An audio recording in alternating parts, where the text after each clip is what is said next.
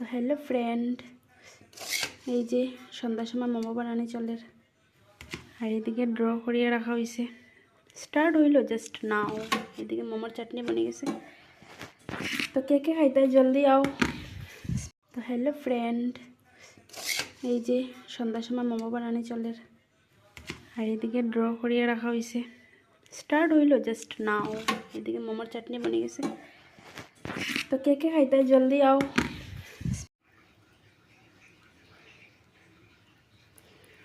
তো কে কে মোমো খাইতে জলদি আই যাও।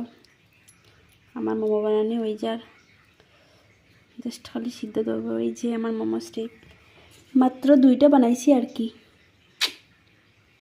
একটু কমেন্ট করে কইও তো মোমোগুলো কীরকম হয়েছে, সুন্দর হয়েছে কি না।